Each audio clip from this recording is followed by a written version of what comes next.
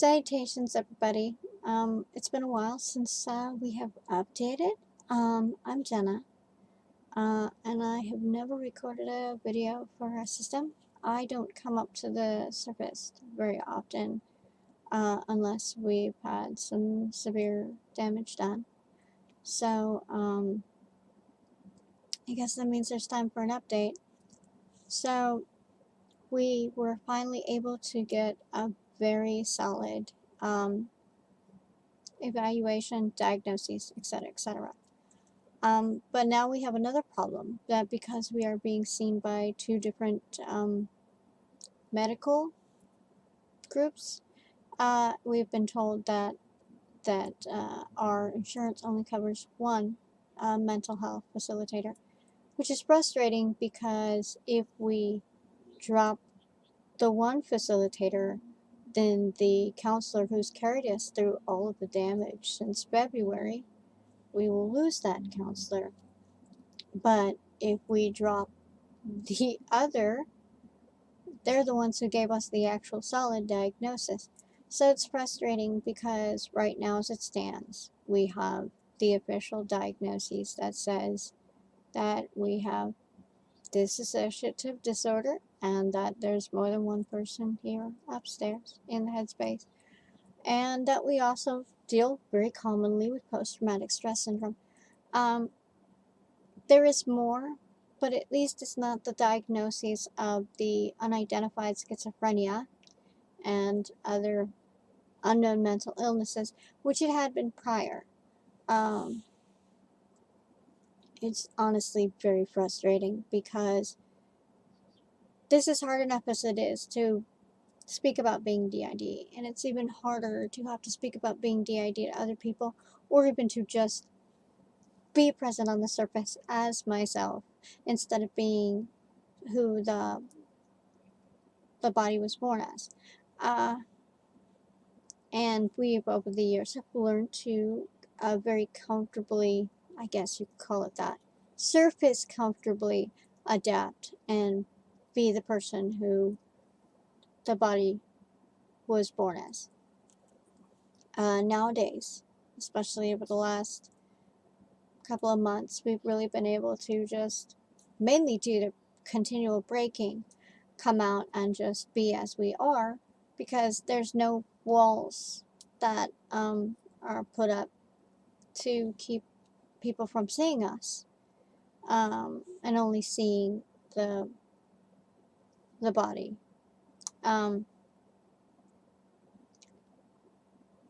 It's harder when we connect with people. See, I try very hard not to connect with people because then I don't have to worry about all the other stresses that comes with connecting with people. But we have several members who have dated outside the system. Actually, we've never dated inside the system, but meaning they've dated people that didn't know that there was more than one of us inside. And that's been hard because sometimes those people have passed away, and we are still a friend of ours named Kitra, a darling woman. She was involved with Jareth, who's a member of our system. And she passed away 2 years ago today. And so Jareth and James, who was also tightly connected with her, though not romantically, it affected both of them very deeply. And it still affects them. Jareth struggles with everything. In fact, honestly, Jareth has been through so much the last several months. Surface wise, he doesn't know whether he's coming or going, and with the diagnoses and all the other stuff going on, he's pretty much shut down. Now, being in a disassociative headspace in a system that is more than one, you sometimes have members that break down and break down very hard, because each person has their own series of emotions. Each person is so solidly individualistic because they are people that are separate from You look at one person, and it's not going to be the same as the next person. So because they are so individualistic, because they have their own feelings and their own ways of coping. In his case, he can't. He can't. He's completely done, completely shattered. Um, and we don't know if the next step will be a finalization of medication, or if it's going to be something else entirely different. We don't know if we're going to lose one set of counselors and maintain another. We are currently slated for medication, but they haven't defined what yet.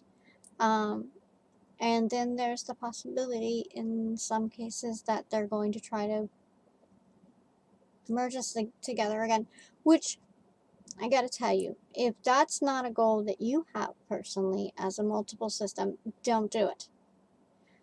Because you know you best. You know all of yours best. For us, it doesn't work. We've tried to merge several times, and it's only broken us to deeper, absolute, most uh, really bad places. Really bad places. And our shatterings have been consecutive over the last since February. So if your counselor says to you, "Oh, hey, well, it's really good that you should just, work on cohesion, work on blending all together as one," and that's not your end goal, don't follow that path, um, because it ends up being more damaging, more disruptive for our collective. I know that any type of cohesion, any absorbing, anything like this is already going to do so much damage. We had one that gave of himself so that Jareth could maintain and remain as he is and be alive. But the problem with loss and depression is that the person going through it doesn't always know how to process it in a way that they can continue to hold tight to life and not let go. So right now, Jareth is still very delicate. He's still on that cusp of falling forever, never coming back, or pulling through.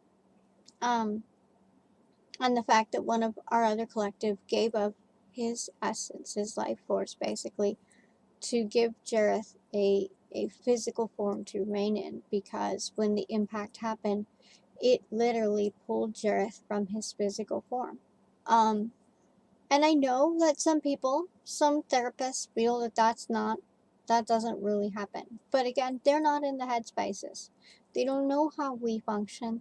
They don't know how a collective works, and each system is completely different. So in the case of my system and the system that I'm part of, Anwin, one of my twin siblings, gave up his body space, his life essence, so that Jareth, who had lost his from a very impactful, explosive impact that literally devastated our entire headspace,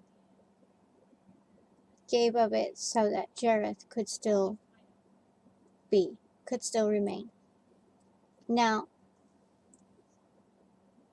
oftentimes it is stated that, if you lose somebody in the headspace, they're not really gone, they will come back. There's a lot of different thoughts on that. And at the end of the day, you have to remember that you're the only one.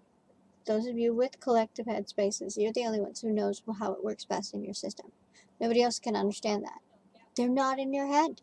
They can't think for you, and they can't think for your collective. So you have to remember that.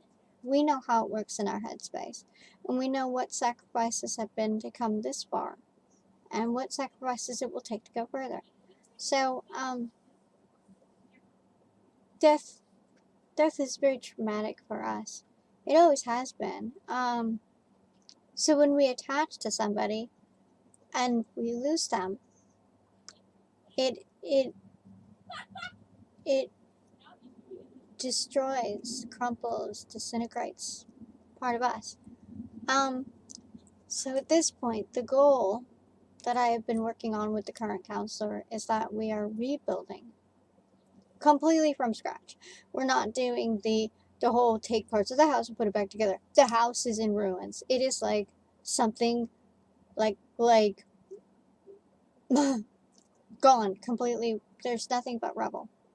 So on other parts of the lands that are within the mind, I have started building a new place, a shelter, and it's small and it's from scratch, because the goal is not to try to take back and get back what once was, because that's gone. The goal now is to take what we have and make it stronger, make it healthy, and make it so we can function again as normal. That's going to take a while, but it usually does. So, that is the current update.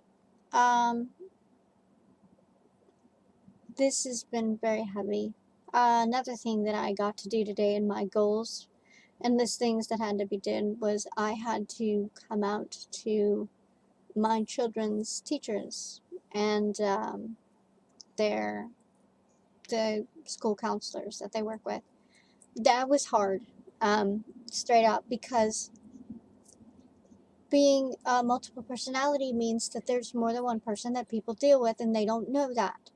And the teachers had been dealing with us as my youngest parent, not realizing that every time they saw a different look or a different vocal tone or different attire, that it was an entirely different person, because our goal has always been the same.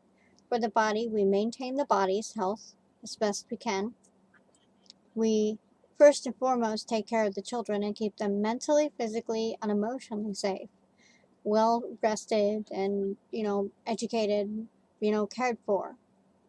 And then we take care of the household outside of our body, of course. So usually it's children, external household, and then ourselves.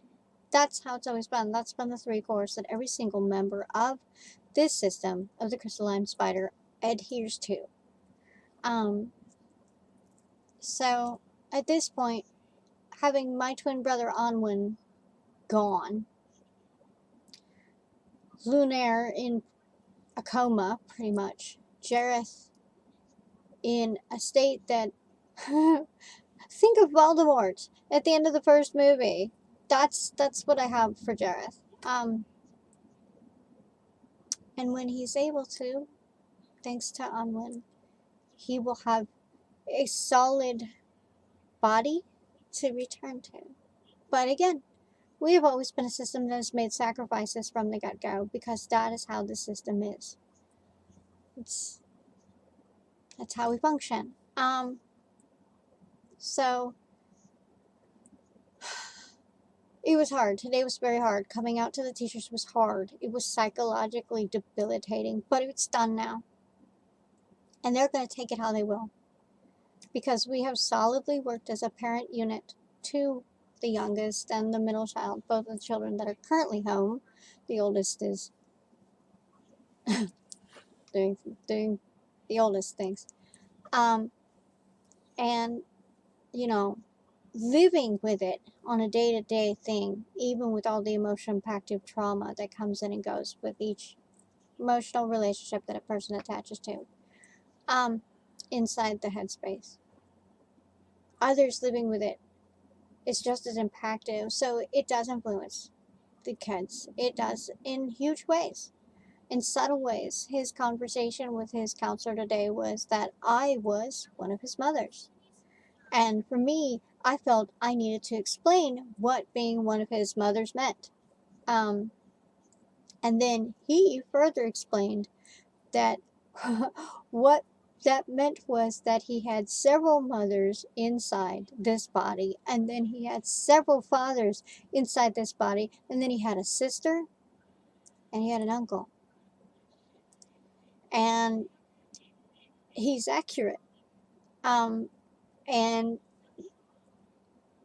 it was both awe-inspiring and absolutely traumatic to hear him present it in so concise and logically a way that it made me wish that I had recorded um, how logically he gave a situation that he's known for the last 10 years and has doesn't blink at, because that is his life. You know, people outside of the home would be like, oh, you have another mother, which means that you come from a broken home. Yes, he sees two different parents, per visitation schedule, per out of our, body thing. But at home, in the home that he shares with us, he has a lot of mothers and a lot of fathers. And I, for one, had never seen it in that light. And I know that the rest of my system hasn't ever seen it in that light either, because we struggle with just taking care of the kids every day to do it in the best of our ability. But they are impacted in ways that are just unique and different, and sometimes very overwhelming, and sometimes, like today, in his headspace, not a big deal. So yeah, that's what I have in updates. Be safe, everyone, and we really do thank every one of you who watch our videos, even though they're not as often as we'd like. Right now, it's very hard. We've gone from being in different homes to um, being exposed to a lot of chemicals, to being back home and readapting, to losing members inside the system, and then other people dying around us outside the system. And there's been a lot. There's been a lot of impactive situational trauma. So, that said, really appreciate everybody watching. If you guys are looking for Jared, I don't know when he'll be back. I don't know when he'll next be able to function. And I don't know what medication will do if we end up being in that route for us as a collective. Um, and that's the bottom line. And again, I thank you all for watching us, and I thank you all for being here. Till our next update.